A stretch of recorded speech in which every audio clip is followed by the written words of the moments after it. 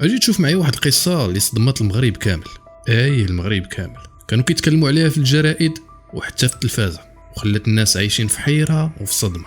قبل ما نبداو الخوت راني محتاج للدعم ديالكم، واحد اللايك والاشتراك اذا امكن، باش نكبروا العائله وننشروا المزيد من القصص. ونرجعوا اخوتي للقصه. في 2014 اهتزت مدينه مراكش على واحد الجريمه غير متوقعه ومروعه. نجيب هذا واحد الولد كان في العشرينات من العمر ديالو، فحال بزاف ديال الناس كيبان انسان بسيط كيخدم على راسو، كلشي كيدوي عليه بالخير وكلشي كيحترمه، يعني كيعيش حياه عاديه وكذا كيبان. وكان خدام في واحد لوطيل في مراكش، دوك لوطيلات الهاي كلاس، وكان دائما كيحاول يبين للناس انه انسان ناجح ومستور، يعني ما خاصو حتى شي خير. ولكن اللي ما كانوش كيعرفوا عليه الناس انه كانوا عنده مشاكل كثيره في حياته، وخاصه مع الكريديات. السيد كان غارق ديال بصح مع الكريديات، وكل ما حاول يدير شي حاجه كيزيد يغرقها مشاكل، خصوصا بعد ما تورط في علاقات مشبوهه مع اشخاص استغلوا الحاجه ديالو للفلوس، وكيمولوه في المقابل كيقدم لهم خدمات مشروعه وغير مشروعه كذلك. ولكن ما كان عنده حتى شي حل اخر، راه السيد غارق فعلا حتى الودنين. ولكن هذا النهار كان نهار مختلف. نجيب كان محتاج الفلوس، ولا بد يحضروا هاد الفلوس، وكيقلب على طريقه باش يخرج من الازمه اللي حاصل فيها. وطاح ليه ابليس اللاعين على نقطه الضعف ديالو، واستغل الضعف ديالو والحاجه ديالو وبدا كيوسوس ليه. هنا عيني طاحوا على جارته فاطمه، واللي هي سيده في الاربعينات من العمر ديالها. السيده محترمه داخله سوق راسها وكتخدم في التجاره، يعني كتبيع وتشري، وعندها واحد المحل صغير على قد الحال. المهم قاضي الغار. فهاد الليله نجيب قرر يدير الخطوه اللي غادي تغير حياته للابد. دار واحد الخطه بسيطه في بالو، مشى عند فاطمه باش يقنعها باش تعطيه شي فلوس، وكيعرف انها خدامه في البيع والشراء وما عندها حد تصرف عليه، لا وليدات لا راجل، يعني راه كتجمع وضروري غتكون عندها شي حصيصه. دق عليها الباب، حلات الباب وجاوبته نجيب: اش جابك في هذا الوقت؟ جاوبها بواحد الصوت اللي فيه شويه ديال الاستعطاف: راه خاصني نهضر معاك في واحد الموضوع ضروري اختي فاطمه بحكم انها جارته وكتعرفه من زمان سمحت ليه يدخل. نجيب بدا تيهضر معاها وكيقلب في الهضره باش يوصل للموضوع ديال الفلوس، ولكن فاطمه كانت عايقه ورده معاه البال. ما عنديش انا جي، كان هذا هو الجواب ديالها ملي جا نيشان وطلب منها الفلوس. ما عنديش انا جي، راه داكشي اللي تيجيبو النهار تيديه الليل، وراك شايف الغلا والرواج قليل والحانوت على قد الحال. هنا نجيب مره اخرى وسوس ليه الشيطان وعمل ليه البصيره. ما عنده حتى شي حل من غير الحصيصه ديال فاطمه باش يفك المشاكل ديالو والكريديات، وخصوصا العصابه اللي طاح معاها. زاد التوتر والضغط عليه، فقد السيطره على راسه، والكلام بيناتهم بدا يسخن. نجيب ما بقى شايف قدامه غير الحاجه اللي باغي يوصل ليها، واللي غادي تخليه يدير شي حاجه اللي ما كانش نهائيا كيتصور انه يديرها. وسط هذيك الدار الصغيره ديال فاطمه الجو بدا كيتغير، والسكات اللي كان بينهم في الاول تقطع بصوت الكلام اللي بدا كيسخن. نجيب اللي كان في الاول كيحاول يقنعها بالهضره بدا كيحس بالاعصاب ديالو بدات كتفلت منه. منين فاطمه رفضت تعطيه الفلوس حس بحال شي حاجه داخل ديالو كتفرقع. قال لهم: انا محتاجهم دابا، وانا عارفك مخبياهم هنا وغنديهم بالسيف ولا بالخاطر. فاطمه حسات بالخطر. نجيب هذا ماشي في وعيه، رجعت شويه للور وجاوباتو: ما عندي ما نعطيك، خرج من داري. هنا نجيب زاد عليه الضغط وحس بالفشل الكلي، وبدات المواجهه بيناتهم. نجيب قرب منها وحاول يضغط عليها باش توريه فين مخبيه الفلوس، ولكن فاطمه اللي كانت ديما قويه وما كتخافش بسهوله حاولت تدافع على راسها. المواجهه تحولت لفوضى، المواعن كيطيحوا والصوت ديالهم سمعوه بعض الجيران، ولكن حتى واحد ما كان كيتخيل شنو كان تيوقع. في واحد اللحظه نجيب فقد السيطره على راسه واستعمل القوه ضد فاطمه، ولكن للاسف الضربه اللي وجهها لفاطمه كانت قاتله. الصدمه كبيره، ولكن كان في حال شي شخص مخدر. الوقت توقف بالنسبه ليه، ولكن في وسط هذه الصدمه هذه عقله بدا تيخدم. شنو غادي ندير دابا؟ شنو غادي يقولوا الناس؟ نجيب ما بقاش كيشوف غير طريق وحده يمسح اثار الجريمه اللي دار، وملي لقى الفلوس اللي كان باغي هزو مهرب. سقيل من بعد ديك الليله، ولكن كانت هذه بدايه ديال الصدمه اللي كانت غتهز الحي كامل. نجيب هرب، ولكن اثار الجريمه بقات في الدار. في الصباح الحومه كانت كتشعل بالحركه بحال اي نهار عادي، الا دار فاطمه وعلى غير العاده. الحس مقطوع. الجيران بداو كيسولوا علاش فاطمه ما خرجتش اليوم، اش واقع، علاش دارها بقات مسدوده. الشك دخل للناس، وخصوصا واحد جارتها اللي قريبه منها. الجاره ديالها قررت تدق عليها الباب. بدات تدق بشويه في الاول، ومن بعد زادت في الدقان والو، وبدات كتعيط عليها: فاطمه واش بخير؟ السقيل حتى واحد ما تيجاوب. الجاره مشات كتجمع الجيران الاخرين، قالت لهم راه شي حاجه ماشي طبيعيه وقعت. فاطمه عمرها ما كانت تسد الباب وتغبر هكا. جميع الجيران اتفقوا على انها ممكن تكون محتاجه لشي مساعده، وقرروا انهم يحلوا الباب بالقوه. وملي دخلوا كانت هنا الصدمه واللي هزت الحي كامل. فاطمه كانت مليوحه في الارض ما كتحركش والدم داير بها. هادشي اللي شافوه كان كافي باش يعرفوا بان الامر ماشي عادي. وهنا اتصلوا بالشرطه، وفي اقل من ساعه رجال الامن وصلوا معهم فرقه التحقيق والشرطه العلميه. وهنا المحققين لقاو اثار المقاومه كانت واضحه، وكل شيء كيبين ان الجريمه ما كانتش عشوائيه. لقاو واحد الصندوق صغير ومحلول وخاوي. هنا الشك بدا كيدور في بالو. الجريمه ما كانتش بدافع الانتقام ولكن بسبب الطمع.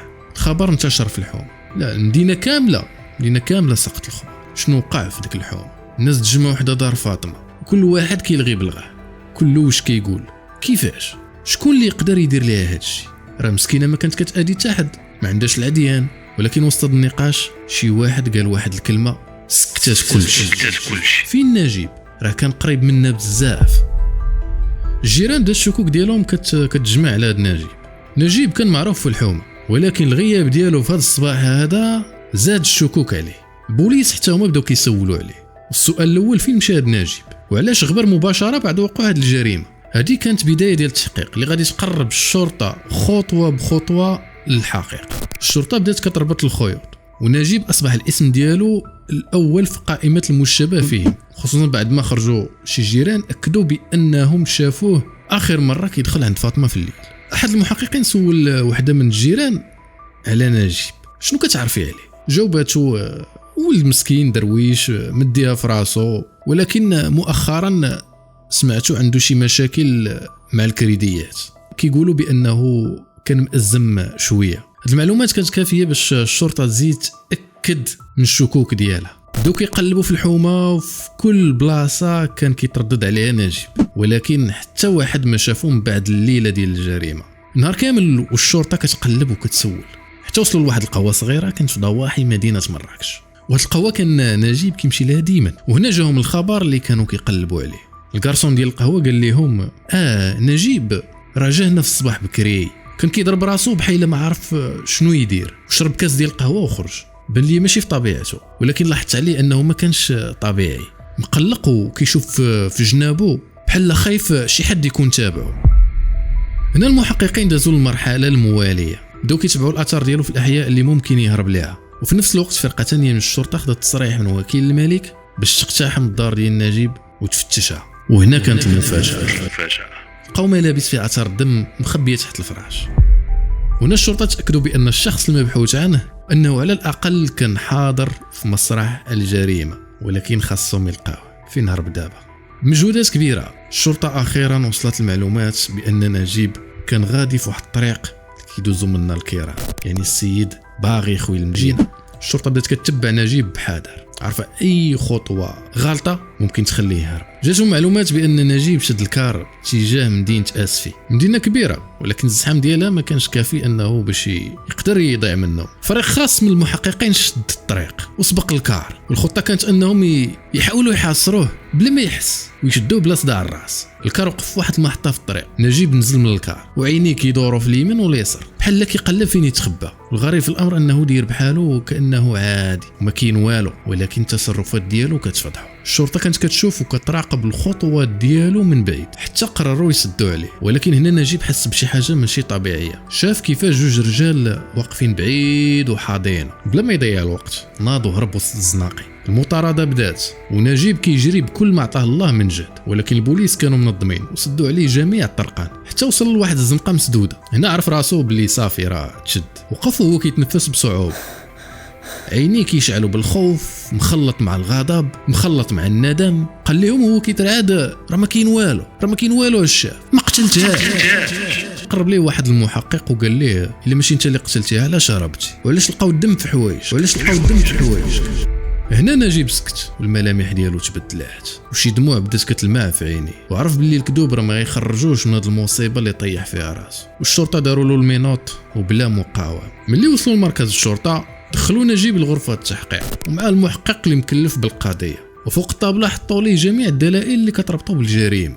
المحقق قال ليه مباشره نجيب راه الامور واضحه، الاعتراف ديالك غادي يخفف عليك بزاف حكي لينا شنو وقع. انا نجيب بدا كيهضر بواحد الصوت مهزوز، ما كانش هادشي في بالي عشاف، كنت غير باغي شويه الفلوس، ولكن امور خرجت على السيطره. بدات التفاصيل كتبان. نجيب اكد فعلا انه مشى عند فاطمه باش يطلب منها الفلوس، ولكن ملي رفضات الغضب ديالو غلب عليه والشيطان وسوس ليه، وقال بان الضربه اللي وجه ليها ما كانش قاصد بها القتل. ولكن الوضع زاد تعقد ملي شايفها طايحه وما كتحركش. اعترف بكل شيء، كيفاش خدا الفلوس وهرب، وكيفاش من بعد بدا الاحساس بالذنب كيسيطر عليه وبقى كيهرب من بلاصه لبلاصه. فهاد اللحظه نجيب عرف بان حياته وصلت لنقطه النهايه. الشرطه جمعات كل الادله والقضيه دازت للمحكمه. نهار المحاكمه كانت القاعه عامره، كلشي ناس الحومه حاضرين في الجلسه، القاتل والمقتول جيرانه.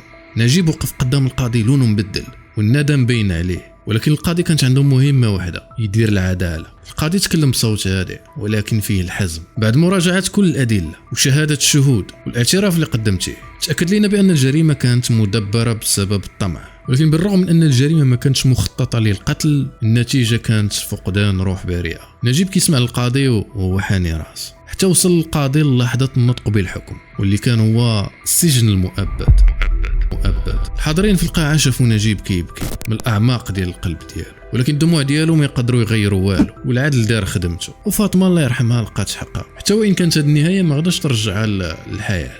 الحومه ما بقاش كيف كانت، كلشي تبدل من بعد هذه الجريمه. الناس ولات كتسال بعضها بقلوب خايفه، واش نقدر نامن بجاري؟ علاش الرسول صلى الله عليه وسلم وصى على الجار وحق الجار على جار؟ وشوف فين ولينا دابا. القصه ديال نجيب وفاطمه ماشي غير حكايه ديال جريمه وقعت في الحومه، ولكن هي درس عميق لكل واحد فينا. هذا الحديث كيبين لنا كيفاش الغضب والطمع الا سيطروا على شي واحد يقدروا يدمروا حياته وحياه الناس اللي معاه.